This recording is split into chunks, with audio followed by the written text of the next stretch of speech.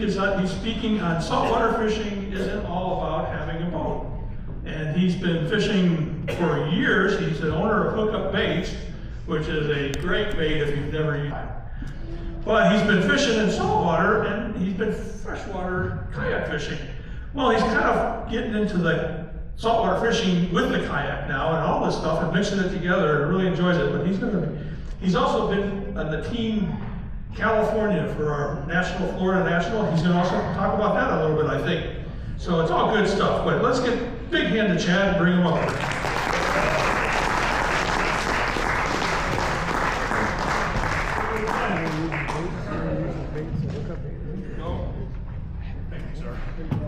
Hey, thanks guys. Yeah, so been kayak fishing. So first of all, I've done lots of seminars here over the years. You all know how to use hookup baits by now, right? You all are using them. You're all being successful with them. So I figured I'd switch it up and talk about something that has kind of changed my fishing career over the last 4 years, okay? And that's gonna be kayak fishing. So the first thing I want to do is talk about the USA team. Since the San Diego Anglers sponsored the qualifier for the California team, then we just went to the Nationals and competed in that, and that was really cool. And so that whole thing that's happening with the USA kayaking, where they're competing in Pan Am games, which I did the La Paz games down in Mexico last spring. Then now the Nationals in Florida. I was on the team that's supposed to fish the world team. Now there's a Pan Am team and a world team. The world team was supposed to be in Italy. I made it to that team, but just everyone's buying too many hookup baits and I can't go fishing in Italy. It's all your guys' fault. So I had to pull out of the world team for this year, but then, so I'll talk a little bit about that. But first I want to thank some people. First would be JoJo and Ken for making that qualifying tournament happen. It was an awesome tournament.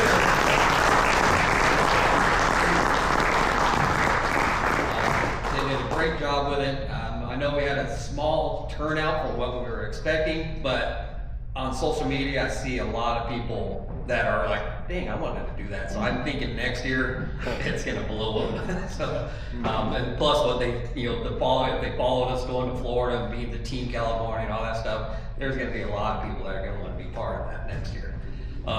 So anyways, that was that. And then the California team members, we got, let's see, 3 of them right here. Frank, Ronnie, and Jonathan. And we have a lot of team members that are still traveling back. They're fishing their way back.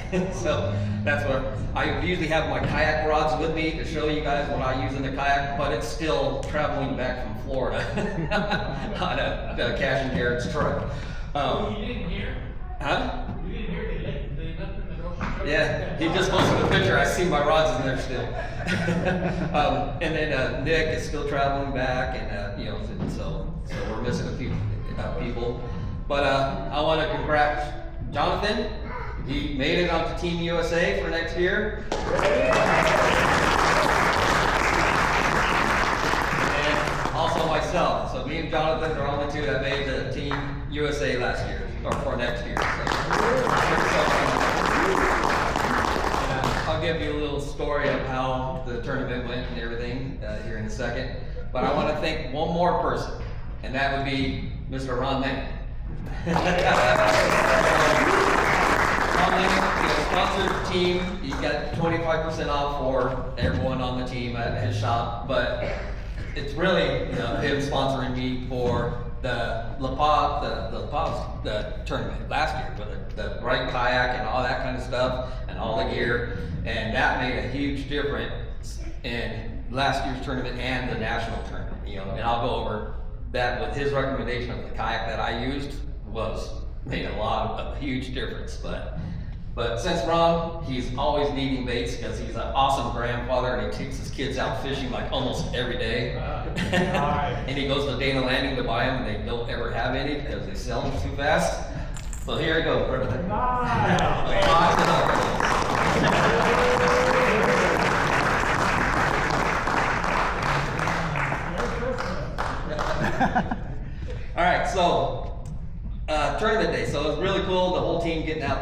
the team drove, half the team flew. You know, we got it all together where the team that drove took all the kayaks and fishing gear, and then the guys that flew just flew, you know, so no matter how much time each team member had, and it all worked out. We rented 2 Airbnb houses, and you know, it was just a good time. So it's fun. Where Went out was with this? What's that? Where was it? Is in Pompano Beach, Florida. So that's right where the Gulf Coast, the Gulf Stream comes really close to the beach right there. How was the weather? The weather is actually really good. The first day was the hottest day. The first day we went out was the hottest day of the week. Really humid. The rest of the week it wasn't bad at all. I mean, there's always a little breeze. It was humid, it's typical Florida weather. Humid during the day, but not unbearable. Then thunderstorms in the evening. That's like pretty typical. Until tournament day. I'll go over that in a second.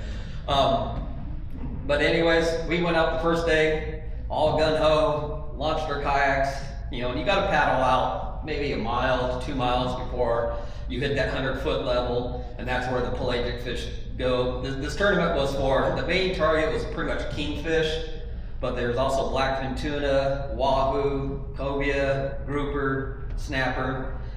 Really the only fish that were around was the kingfish, blackfin tuna, and some really big wahoo were around. So that's what we're going after. And only using hookup baits, got me and Ronnie and Frank and Cash and Jared, which are all hookup baits guys. All we use were hookup baits 100%. And everybody else pretty much that fishes this area is live goggle light fish. That's what everybody does. So on tournament day, I'm pretty like 100% sure I was the only guy throwing artificial lures on tournament day. Everyone else is trolling live goggle light. That's like #1 technique that everybody does there. And that's what mostly what the rest of the team was doing, was trolling the live goggle light. So first day we go out, and the current was flowing like 3 to 4 miles per hour. Super hard current. And you know, I have the Hobie Lynx, and I have a Bixby motor on it. Usually when I'm in San Diego Bay, I can do 5 miles an hour with that kayak, with paddling with the motor on full blast. Trying to go upstream and get that current, full blast, I was only doing about a half mile an hour. So even with a motor, you're pedaling your butt off and everything else, right?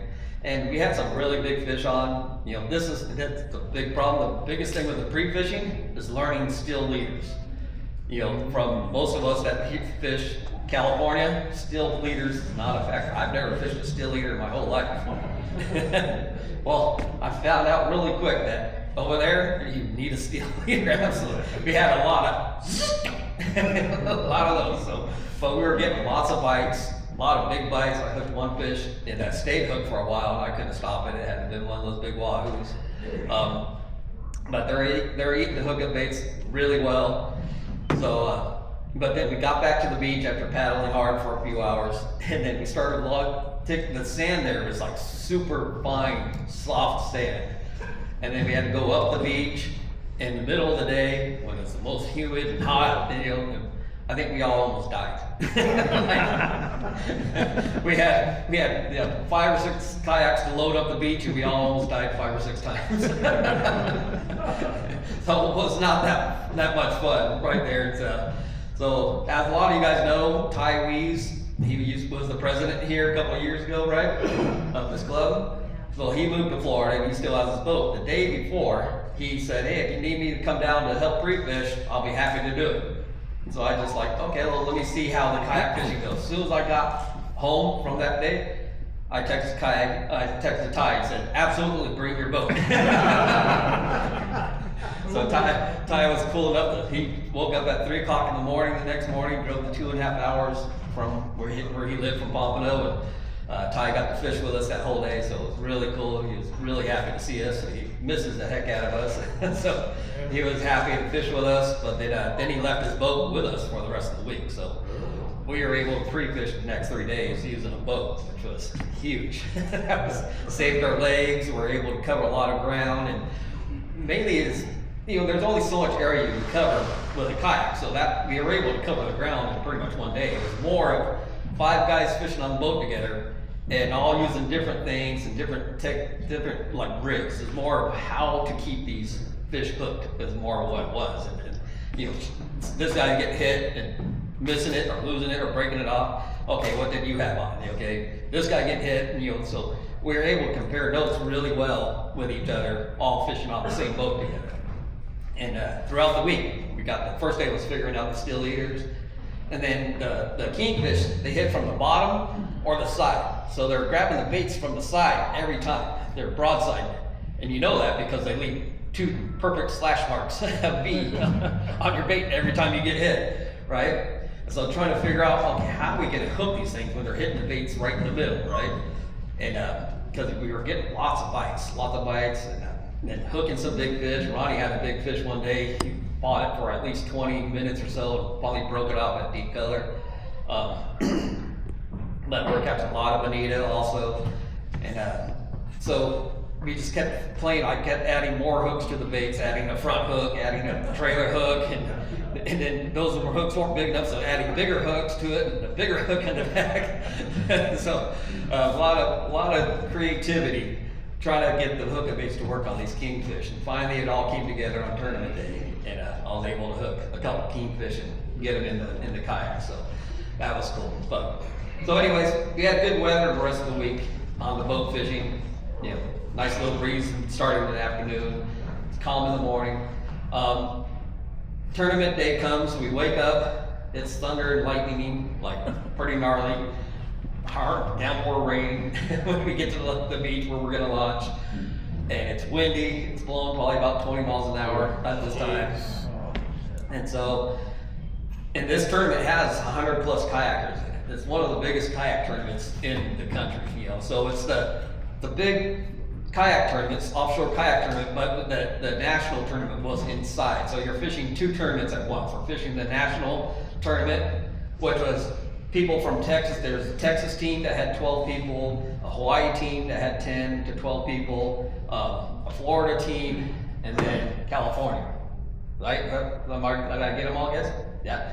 So you had 4 different states or 5 different states, all 10 to 12 anglers.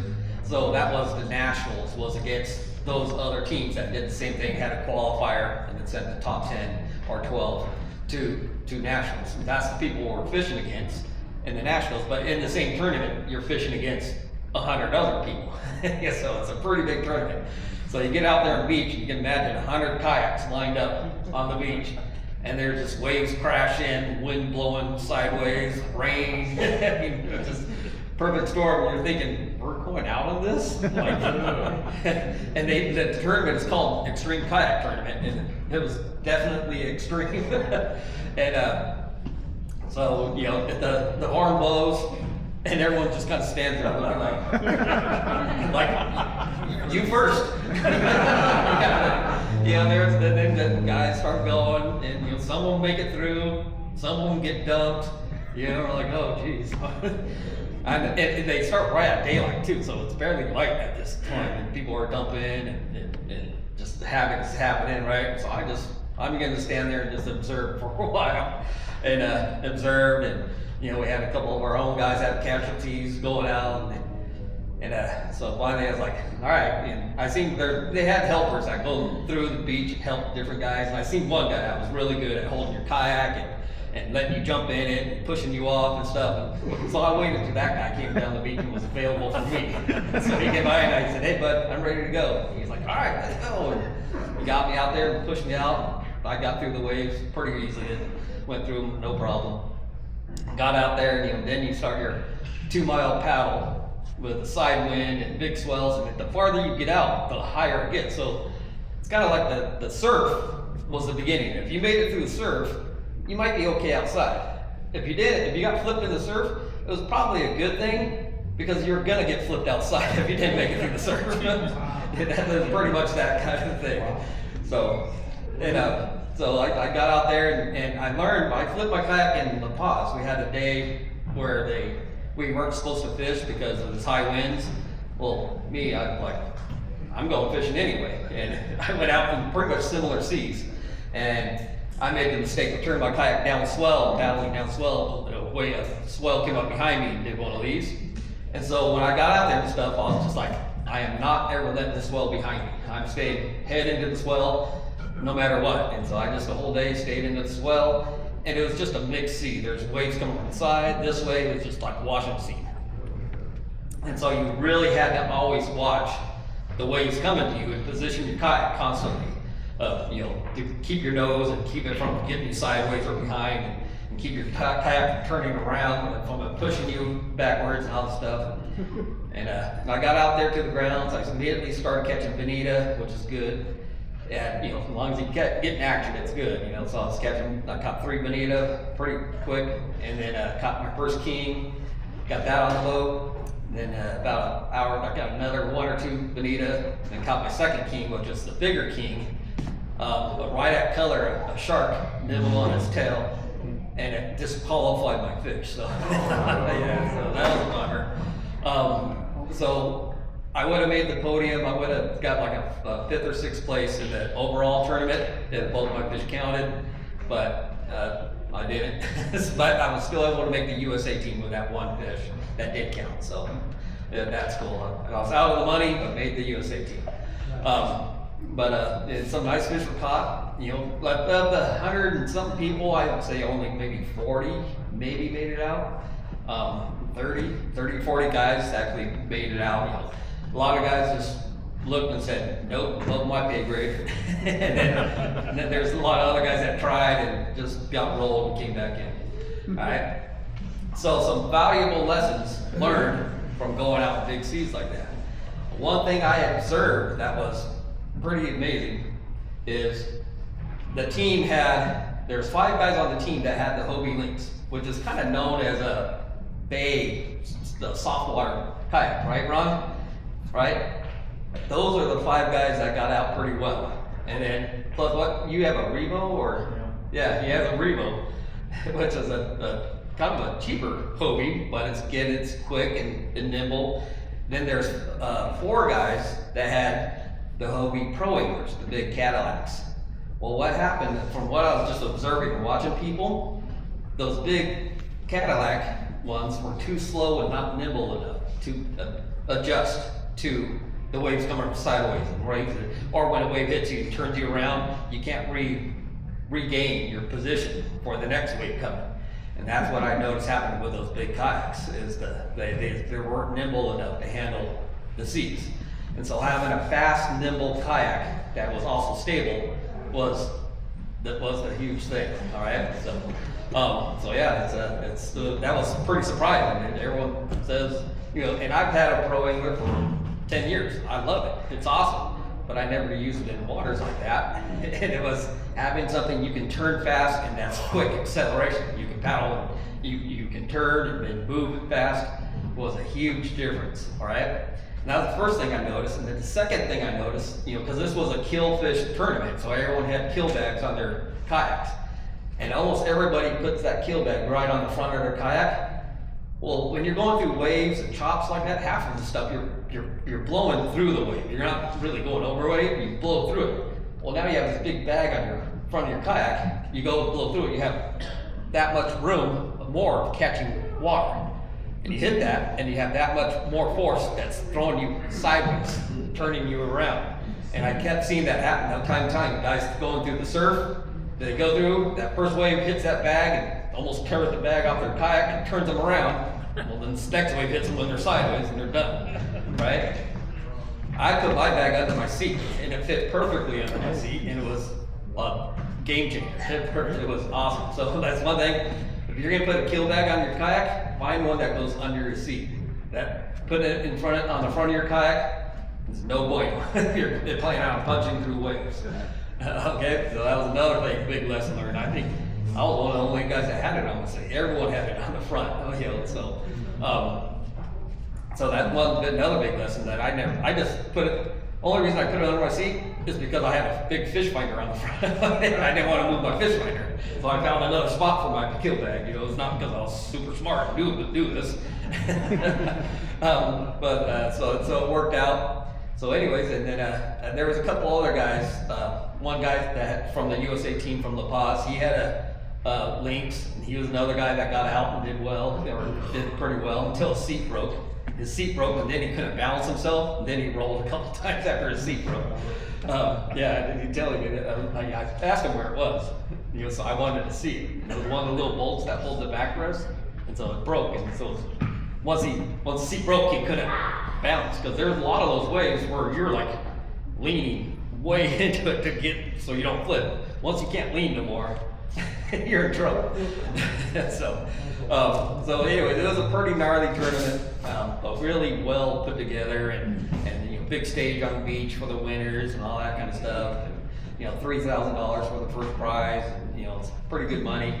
So, I mean, I really want to go back and fish that tournament again, because I think I can do well with hookup baits. Now that I have it figured out, and to win that tournament only using hookup baits, it would be pretty rad, and I think it can be done. And just to blow these guys' minds, because Florida is so live bait is the only way you can catch a fish. It's kind of frame of mind they have there.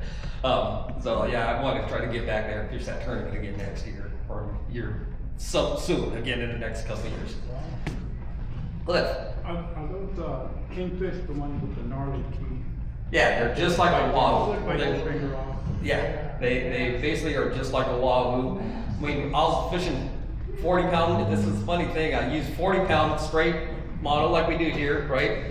And you do get bit a lot quicker. Every time I tried it, I got bit within the 25 cast. But you have to be careful not to get your fingers in the way. Well, when you get bit within the first 25 casts, it's just a that's all it is. Like they break 40 pound like instantly, just touching them. But even on still leaders, we have break offs on still leaders. We're using 30 pound still leaders, and they're still breaking those off. So super, just teeth just like a wahoo. It's just like a wahoo's twin brother, basically. So pretty What was the same. size hookup baits that you were using and color? I kind of made a special batch. The watermelon jack was the king. And again, can't beat the watermelon jack. Everywhere I fish, that thing just catches fish. But then also I made a special color. They fish those goggle eyes, and so I found pictures of goggle eyes, and I made a special. I matched the goggle eye like perfect, also, which basically was a watermelon jack with a yellow lateral line that I made.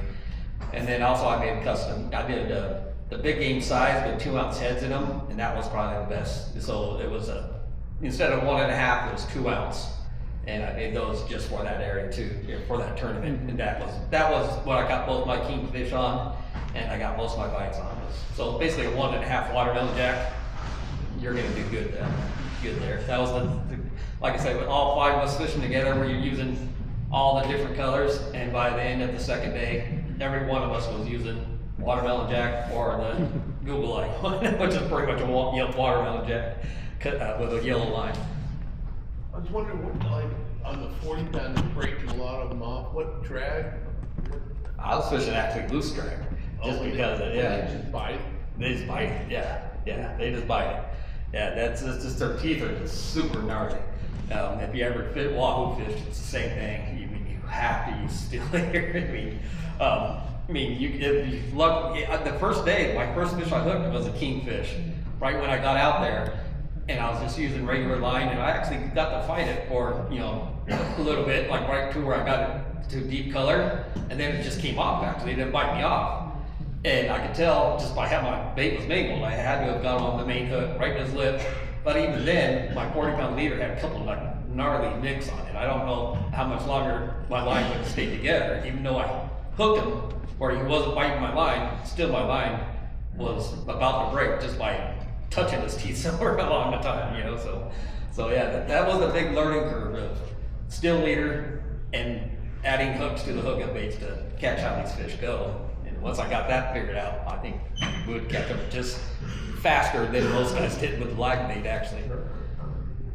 How did you handle the fish? Did you gap them and claw Yeah. them, or what did you do? No, actually, they didn't move much after you gouge them. I think they're so tired. Those king mackerel didn't fight super hard. As soon as you hook them, it's a lightning fast first run. I mean, they're like, whee, like faster than the yellowtail, but not as long as the yellowtail. Just a real fast, 20-yard, 30-yard run. Then they kind of fight, just kind of like a bonita or anything else.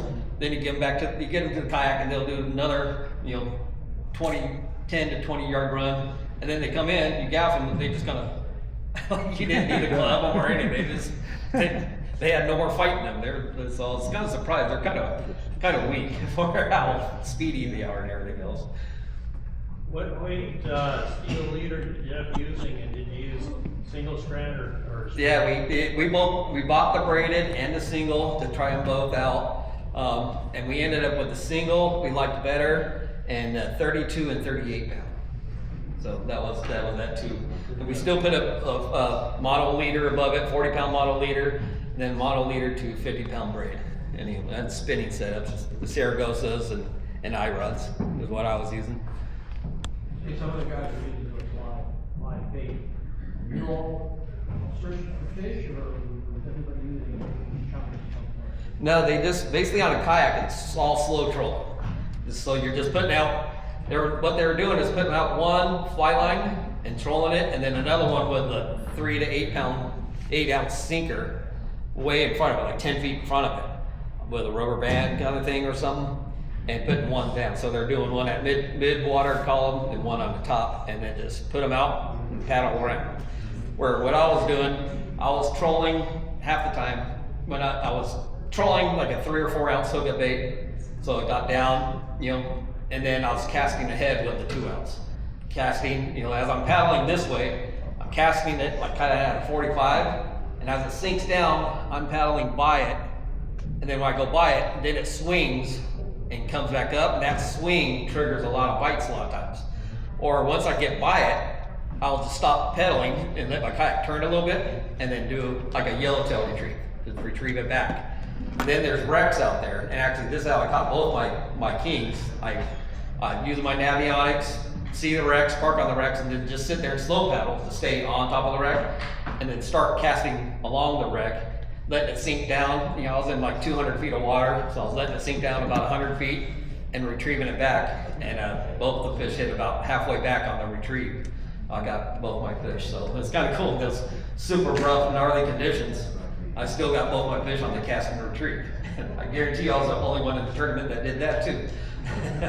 There's no one casting and retrieving in those kind of conditions. Everyone was trolling live bait. So, anyways, that's the tournament. So, looking forward to next year, fishing. Next year's Panama. That's where me and Jonathan will be on the Pan Am team fishing in Panama for the next year's USA tournament. And so that's going to be fun. But I'm looking forward to the qualifier here next year. They're talking about they want the qualifier or the nationals here in San Diego. I was talking to David, the guy that coordinates the whole USA. So he said, he told me personally, he said, I want to try to get the nationals in San Diego next year. So that'd be super cool to have it here. And I already know there's supposed to be Oregon and Maine was supposed to be part of this tournament, but their qualifiers were too late. So they're already qualified for next year. So, it'd be cool to have Oregon, Maine, Texas, Florida, and Hawaii here. Oh, just to say, so Texas was the winners of the nationals as statewide. Texas had 5 people make the team.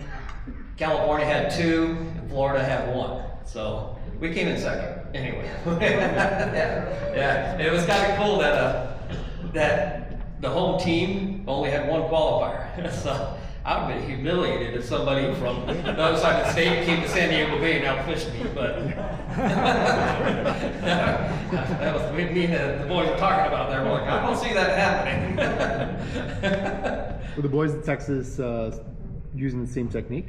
Yeah, the boys in Texas were trolling live gobble eye, but talking to those guys, they were like, yeah, we fish these kind of conditions in Texas a lot, and we fish for kingfish a lot. So we were thinking Florida has a home advantage, but actually Texas had the home advantage because that was what they do, was exactly what we were doing there. Where California, not a single one of us was doing that fishing we had there. So it's pretty awesome that 2 of us did make the team, so it's pretty rad. So, any more questions about the tournament before I move on to other kayak stuff? Alright, cool. So as you guys know, 5-time saltwater bass series champion and a lot of other kinds of boat tournaments and all this other kind of stuff. And and from all that success I had from boat tournament fishing, about 4 years ago, I've always kayak fished, but about 4 years ago, I really started kind of transitioning from doing less boat tournaments to more kayak tournaments. And in those 4 years from kayak tournament fishing, I've had so many more opportunities come my way, right? From being champion of the boat stuff, I had very little. I was on the Shimano VIP staff for a while. That's kind of about it. That's all that's really happened. Since in just the last 4 years with kayak fishing, I just had opportunity after opportunity coming to me, and then being invited to go fish in British Columbia and all these other things. I got in September, I have a really huge opportunity coming, and it's all from kayak fishing. And so what that tells me is boating. We've done boating, fishing, we've done boat tournaments forever, and it was kind of just stagnant. It was just kind of like, it is what it is. Where kayak fishing is a hugely growing sport. And people that sell kayaks themselves, kayak accessories, rods for kayaks, and just all that kind of stuff that goes with kayak fishing is part of the growing market. And they're looking for guys that are out there doing tournaments and out there doing videos and all that stuff. And so you just get more opportunity of guys wanting to give you stuff and use your products and do all that kind of stuff. So it's something I just noticed is like, it's like, wow, what a difference of, just different markets, and the kayak market is just growing. Ron? Kayak market growing? Yeah. Yeah. It's huge.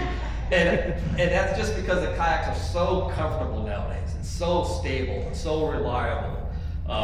It is, especially Hobies. I mean, I've had Hobies for the last 10 years. I've never had a single thing go wrong with any of my Hobies. And I've had 3 different types of Hobies in the last 10 years. Flawless. I mean, they don't break. And I'm good at breaking stuff. And so, I mean, Hobies are by far the just super dependable, but there's a lot of good kayaks out there nowadays.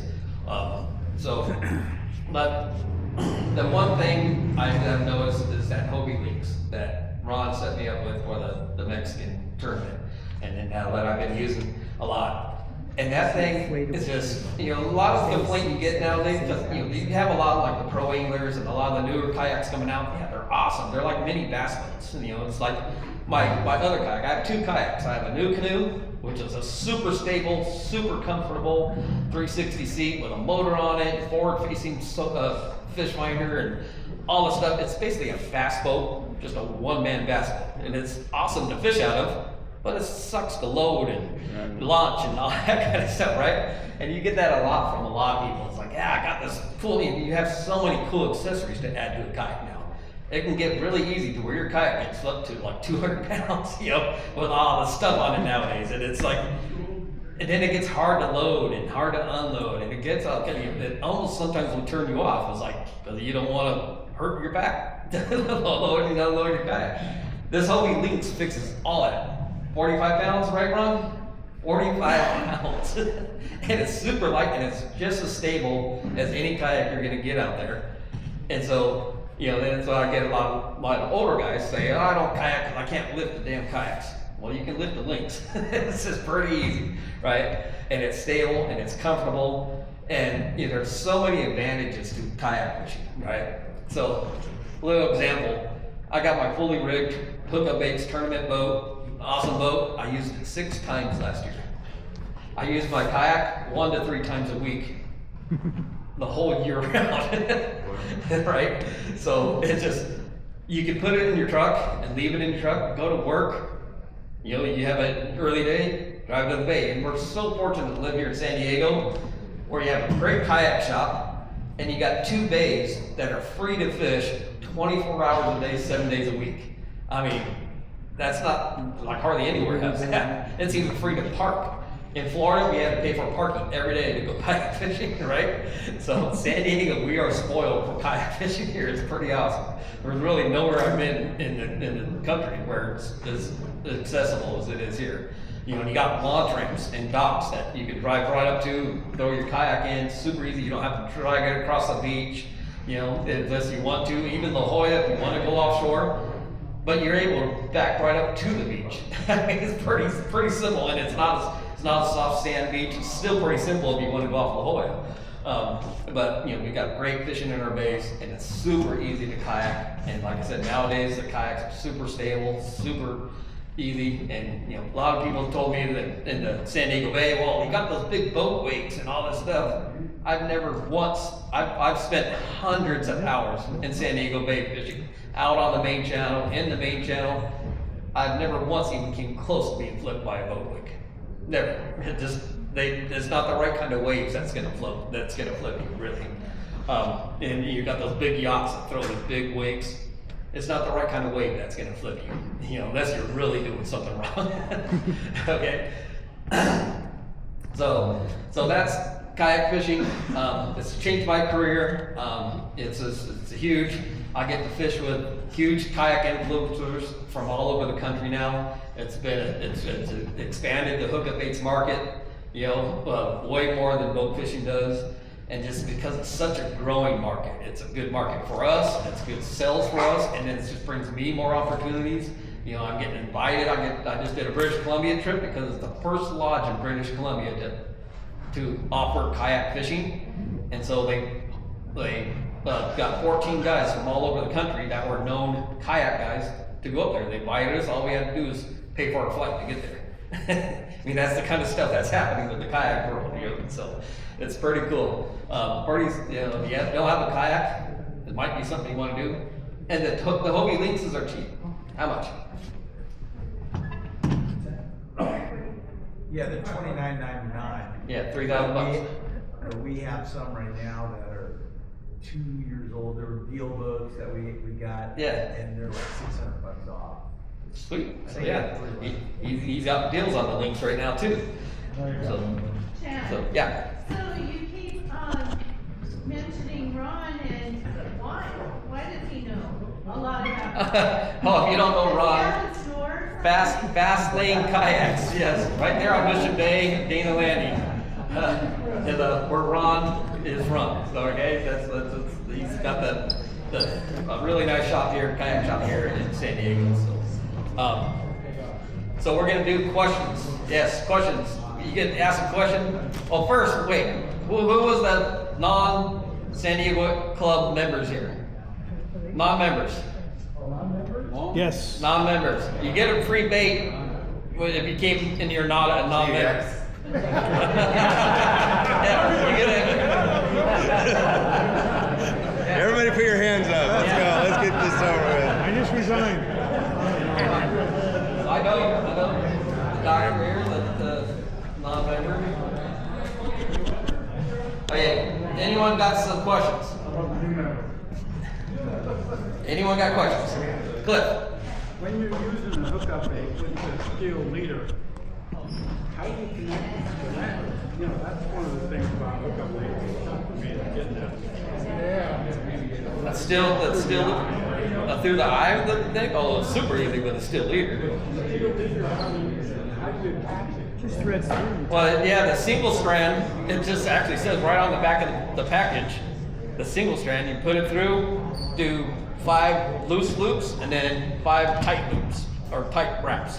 So that, I just did exactly what the back of the package told me to do, and it held up just fine. It's not a problem.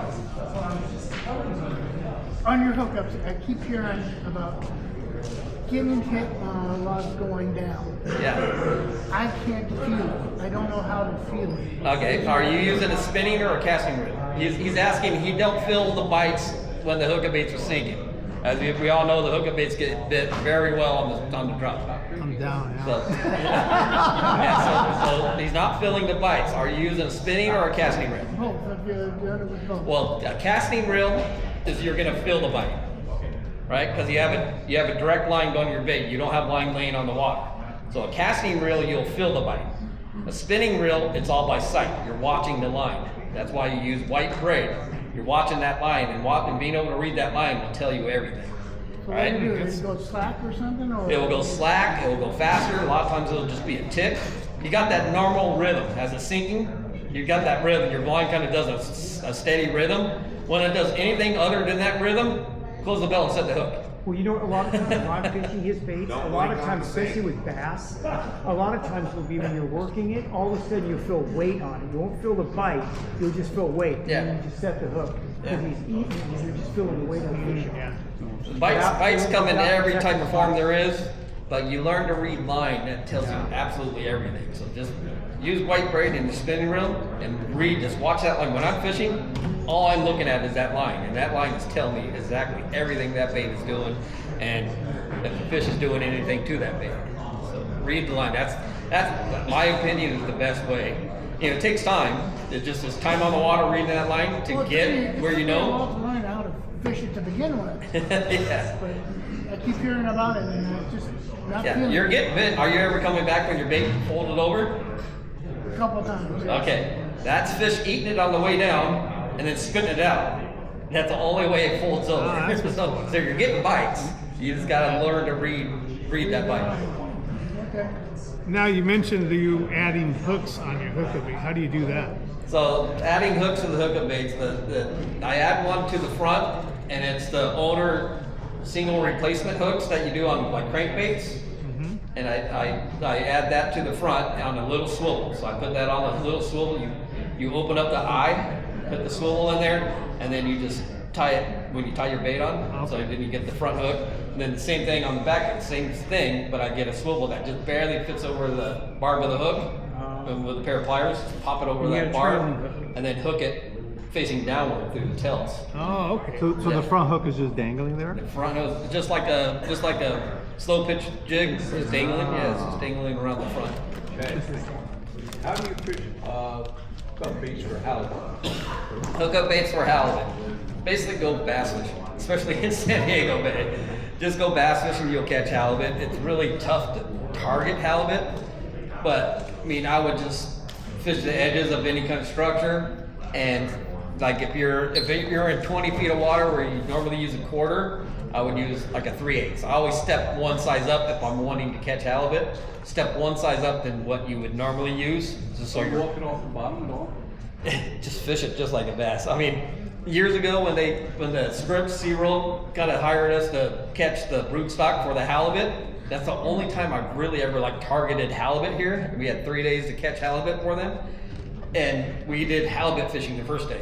And we caught a few halibut, but I was like, you know, I catch this many halibut when I just fish for bass. Let's go out the next day and fish for bass. And we caught just as many or more, just fishing for bass. So just go bass fish. And when you go bass fishing, you catch just as many halibut, especially when you're using the hookup baits as bycatch, but you get to catch bass in between. When you just go halibut fishing, you catch lizardfish or halibut. So go bass fishing. That's the fun way to halibut fish.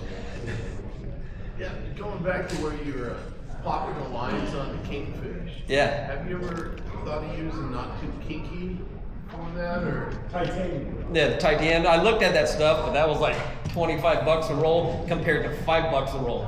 I went for the $5 a roll. Yeah, we looked at that stuff, and I was like, I don't know if it would make much difference. So, Works good. yeah, I imagine it would. Yeah, how important is it to feel the bottom? Because I feel like if I'm fishing a little deeper, I'll do the double. So I'll put something heavier so I can feel it hit the bottom, and then just put a lighter lure on top.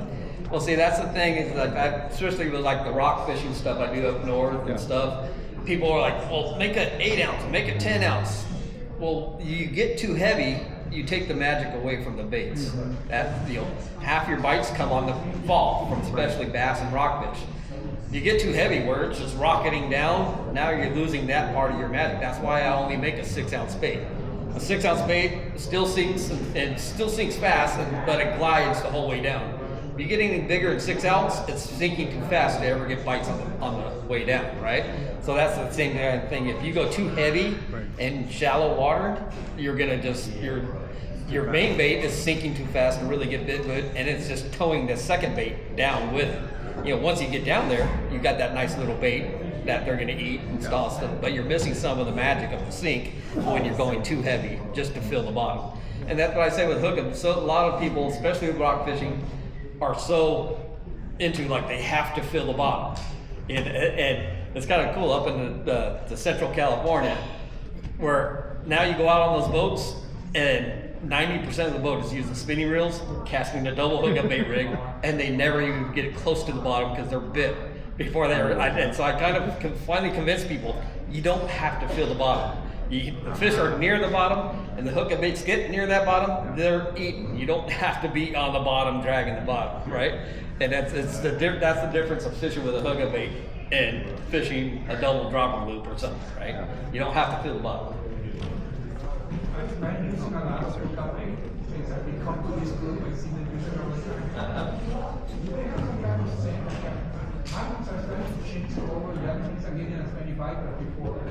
So are they, after a while, so they can choose out, they're not going to shoot replace? If you got baits that are changing color, those are over 3 years old. About a year, 2 years ago, we changed plastic to a higher quality plastic, and they don't do that. I still get just this morning, the lady got a big yellowtail on an old white-headed old bait, and they still get bit just fine when they're old. But the new ones don't change color now. But we fixed that. We upgraded our plastic about 2 years ago, so they don't change color. And all the baits come garlic scented. That's the standard. So that a lot of the smell you have. Always back. Kayak fishing, what's your preferred method of propulsion? It's funny. On my links, I got the Bixby motor, and that thing just was beautiful for the links. Like it was almost made for a links. It's so light, it's so easy, and it's not making your light kayak heavy because the motor and battery's light also. But then on my new canoe, I have the motor guide, CI3, I think, or XI3, yeah, XI3 motor guide, which they don't make no more. But Minn Kota has made a replacement for that motor now, so it's a Minn Kota 36-inch shaft motor. The trolling, if you can't put a motor off the front of your kayak, that's like the best thing in the world. You turn immediately, you can go in a circle, you got spot lock, you got GPS. It does all kinds of amazing things that makes it pretty awesome to have a motor off the front. So, but the problem with those, they're heavy. It's nose heavy. Yeah. So it is awesome to have the motor off the front, but it is heavy. But the features of it are pretty awesome too. You just have to have the kind of kayak that would handle a motor off the front too. Where there's not many of that. The bigger kayaks are usually the ones with motors. Right over there. No, behind you. Where do you place your Bixby? Actually, the Bixby has a mount that just goes right where your rudder is on your links. You just no, I still pedal. I still got my pedals. Replace the rudder, and then it comes with like a pole, like an extension pole, and it's actually easier to steer than the regular chair knot. Instead of doing this, you just do this, and it's kind of cool. For the pedals? Yeah, you want to keep the pedals. Yeah. You use the Bixby to get you there, and then you use the pedals while you're fishing. And plus, you pick up like a mile an hour when you're pedaling with the motor. So you want both. Would you go over your bass fishing technique? You talked about it for people who aren't familiar with that. Like the fish in the bay or fishing in the bay. Yeah. So fishing hookup baits in the bay for bass. The technique is I mostly fish to sink. All saltwater bass love to sink. So the wrong way to fish for bass in the bay is by making long casts and working the bait back for a long time. You're gonna catch fish, but you're gonna catch like half the amount of fish. Maybe short casts, little underhand casts from me to you, as far as you want to be casting, right? Little underhand cast, and you get that initial drop gets hit more than anything else. So you get the initial drop, lift it 2 or 3 times, reel it back in, another short cast. Lift it 2 or 3 times, reel it back in, another short cast. That's basically the technique in fishing. If you really want to catch a lot of bass in San Diego Bay, that's what you're doing, and you have to be on structure. If you're on structure, you're getting hit every cast. If you're not on structure, you're getting hit every 1 out of every 10 casts or less. Structure is huge, so you gotta, and the structure is just a clam bed or grass or the little structured rock piles we have out there, or pilings, anything. If you're just on flat sand, it don't matter what you're using and what technique you're using, doing it with, you're not gonna get bit. So you're fishing the desert, basically. So fish the fall a lot, for bass especially. What's your recommendation for fishing for yellowtail? Color and your size? Yellowtail? Yeah. So when I was in La Paz, I caught 10 yellowtail one day on my kayak. It's pretty awesome, right? They're all 20 to 30 pounds. And I caught every single one of them on a 1.5 watermelon jack. 1.5. Yep. So the same exact bait that was working in Florida for the kingfish was the #1 bait for yellowtail also. So that color, since I made it last year, is hard to beat. That thing just catches fish everywhere I go. I won the Spotty Bowl championship this year. Watermelon jack. So that thing has been just catching me fish everywhere. When do you use a casting outfit? When do you use a spinning outfit? I use spinning outfits 100% of the time. I don't even own a casting outfit anymore. I keep winning casting outfits, through all the tournaments I do, and those go to the fundraiser for the tournaments and all that kind of stuff. I end up giving away, through fundraisers and stuff. I don't touch. I almost see it as a disadvantage nowadays using the casting reel. You can't cast as far. You have less control. You have less power. You can't cast. It's just. You lose too many jigs. Yeah. Well, if you're casting big baits, you snapping them off because you're backlashing. And fishing the double rig, because it somersaults, backlashes the casting reel like big time. Especially if you're fishing big baits, it's gonna somersault. You're gonna backlash, and that 6 to 10 ounces of bait are gonna keep going, not attached to your line anymore. So the spinning reels nowadays are so durable and so powerful. When I fish tournaments, it's funny, me and Al, my tournament partner, one of the last tournaments we fished in Newport Bay, by about 9 o'clock in the morning, I seen the 6th person I seen doing this. And I asked Al, remember when I asked you this? When's the last time you did that? He's like, years. Like, that's been years. That's like the 6th guy I seen today picking out a backlash during a tournament. They can keep on fishing those. They're at a disadvantage. We're fishing 100% of the time. 20% of the time, they're picking up backlashes. So I see it as a disadvantage nowadays. So 100% spinning rules. What size spinning reel usually? The Saragossa 6000 will do everything you want to do. That's down at La Paz, the whole trip I used that same Saragossa 6000. And then in Florida, Saragossa 6000, that will do like 90% of your fishing. Saragossa, then with the rock fishing, I got 8 and 10,000s for the rock fishing and bigger tuna and stuff like that. So the Saragossa's like bulletproof too. Yeah, Saragossa 6 to 10,000 will do everything you want it to do. Yeah. While you're handing out information, I want to know exactly where you're getting these big limits at night fishing bait. It's being recorded. In grass, edges of grass, Dale. In the ocean. Go on the edge of the grass, you're gonna catch some big fish. Come on, you're answering quick. I just told you, edge of grass. In the mouth. Do you use braid? Yes, absolutely That's braid all you use, on braid? every reel, from my trout reel to my biggest saltwater reel. I use braid. Braid to isoline mono leader. That's another thing I don't use. I stopped using fluorocarbon about 3 years ago. Yeah. 2 or 3 Why years is ago. that? It's a waste of money. Absolutely. It's through my tournament fishing, right? You're looking, that's one thing that tournament, that's why I fish more tournaments probably than anybody in California, especially kayak tournaments, right? I mean, I fish freshwater bass tournaments, I fish spotted bait tournaments, I fish coastal, offshore tournaments. If they had trout tournaments, I'd be fishing those too, But that tournament fishing teaches you and makes you try every single fluorocarbon on the market, right? And I know this San Diego Bay so well, I can almost determine what's working and what not just by my normal areas. Like I have certain test areas, and I know how often I should be getting bit through this area. And if I'm not getting bit, I'm like, okay, this isn't working. Change something. I'll go back to my, well, I know I get bit from. Okay, they're here, just this isn't working. I have a lot, I do a ton of testing like that, right?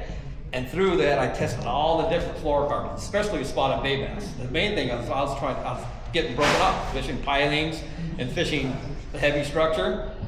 And I found that when I started using fluoro, I started getting broken off like way easier. Like you find a spotty and he just touches the pole. Doink, and he's like gone, super brittle, right? And that was the biggest thing that was bothering me about fluoro. So a couple years ago, I was at a show and I had a booth next to Iserline, and Wendy told me the difference of what fluoro and their line is and all that stuff. And I'm like, okay, well let me see this spool. I'll try it out. And it changed. I started getting bit just as much and breaking off less. Now, when you're using braid to an 8-foot piece of leader, I liked that little bit more stretch. I started losing less fish because I had a little bit of stretch in that 8-foot piece. And then when I hit a piling, it peels like string cheese instead of just breaks. And so I was like, okay, that obviously works. And so I started using Iserline for everything from trout all the way through, and I actually had more success using a $20 spool of 200 yards instead of 20 yards for $25. What test? With a braid from fluoro, so you get way more line for the same price. And what model? The triple X. What test? Huh? What test do you normally run? So with spotty fishing, I'm doing 8 to 15 pound. Oh. It matters the time of year. Yeah. Sometimes in the winter I'll go down to 6. Offshore, this morning it's 25 or 40. 25 or 40. It just matters what's around 25 or 40. That's all I really even carry for coastal. Yeah, so really for spotties, 10 pound. For coastal, 25 and 40 pound. If you were to buy 3, that would pretty much cover you for everything saltwater, coastal, and islands. Okay. Yeah, and triple X. And I'm still playing with the white or the green. Green braid. Yeah, I have both of each size, and that's the one I'm playing with right now. What gets better, the white or the green? And they kind of seem the same right now, so haven't come to a conclusion on that. So, Dwayne. Berkeley stopped making their nanofill quite a few years ago. Have you seen the new Berkeley Forward limited fused line where they replaced the nanofill? Have you seen that? Well, I thought they replaced the nanofill with the X9. Now they have a brand new line. Now they got called another Forward. one? It's called Forward. It's built just like nanofill. Oh, okay, without the braid, the loose braid? Yeah, it's just like nanofill. Okay. You haven't tried it yet? Now, I've been using that X9. It's been working really well. Yeah. Yeah, so on the double rig, sometimes I see that you use the heavier bait on the top and other times on the bottom. Is there a reason for that? It doesn't matter at all. It can go top or bottom. I played with it either way a lot. It gets hit exactly the same top or bottom with the heavy one. It doesn't matter at all. And if you're really going for suspended fish, use the same weight. Only time I'm going a heavier one is like I'm rock fishing. Where you're just trying to get down, so you only have really one bait doing the magic going down. The other one just ends up being a second bait to get a fish to jump on when you get down there. But if you're going for like calico bass or suspended sand bass or anything like that, when you use equal weights, now you got the magic of both baits going down. So I, in the bay, I'm trying to always fish same size baits, to get the suspended fish more that way. So. Any other questions? Hey, Chair, quick question. On that double rig, what's the difference in the size? Like 6-inch, 8-inch difference between the two? A minimum of like about 5 inches. So on the double rig, he's asking what distance you want between the two baits. Usually about 5 inches. Does it any closer to 5 inches, you get a little bit of problems. Yeah. And the one thing I can tell you too is that the longer your double rig leaders, I feel the better, but it's harder landing fish and casting and all that stuff. So when I'm fishing tournaments, I'm doing 2 leaders that are like 3 to 4 foot long. You just get more separation of the baits and more natural stuff kind of going on with that. So when I'm just fun fishing, I do the standard arm and what everyone else does, 3 feet and 2.5 feet. But when I do tournaments, I do it 4 foot and 3 foot. So It's a more of a pain in the butt than fish, but it's a little bit more finesse. Yeah. Do you always fish doubles or do you singles sometimes? If I can do a double, I do a double. So that's when we're in Florida, I actually made a double steel leader. You know, I did the 3-way swivel, and I did 2 steel leaders coming off of it. You know, the same length and all that stuff, and I wasn't getting bit hardly at all. But as soon as I go to a single, I would get bit. So they weren't liking the double there, and that happens a lot of times, even with bass. You want to keep both. When they're on a finicky bite, sometimes that double is a little too much for them. You know, you got 2 baits come in, they're just kind of like, oh, that's too much for me, and they swim away from it. Or other days, it just drives them nuts. You know what I mean? So a lot of times, if you're not getting bit throwing the double, have a single ready to go, because sometimes that single is muddy when the double's not. You know, and then it's vice versa. It changes every day out there fishing. You know, so some days that double's muddy, and if you can use a double, I always use it. If they're biting the double, absolutely use the double, because that second fish that jumps on is usually your tournament winning fish. You know, it's usually a fish that's not gonna bite. You know, he's a bigger, smarter fish and he's not gonna bite, but now he's all excited because this little fish doing all this and he bites. You know, that's what the magic of the double rig is making that bigger fish that normally wouldn't bite.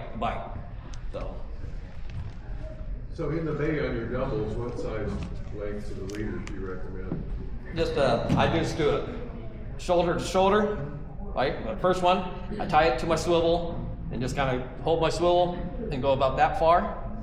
Tie on the bait, tie the other one on the swivel, and then I just pick up the swivel to where I have the bait hanging, and then I cut the other line 5 inches above that bait, tie it on.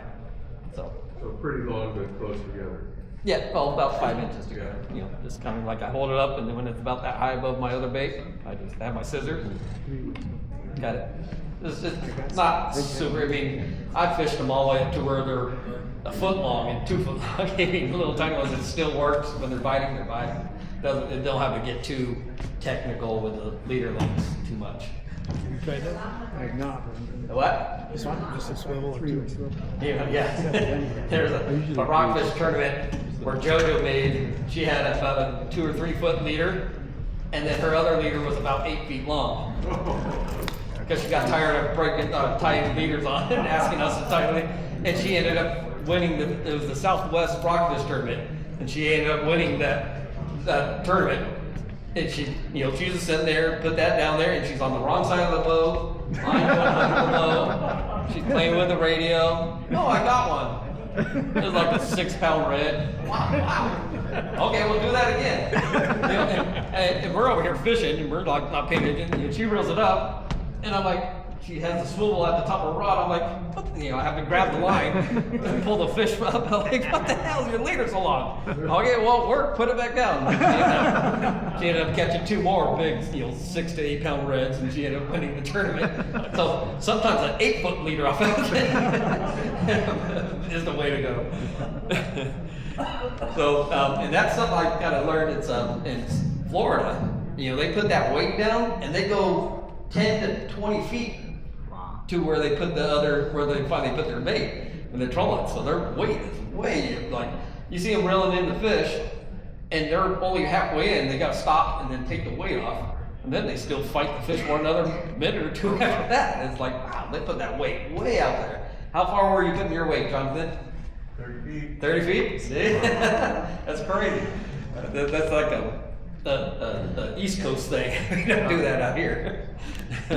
Any other questions? Awesome. Thank you, guys. It was fun talking to you. Thank you so much.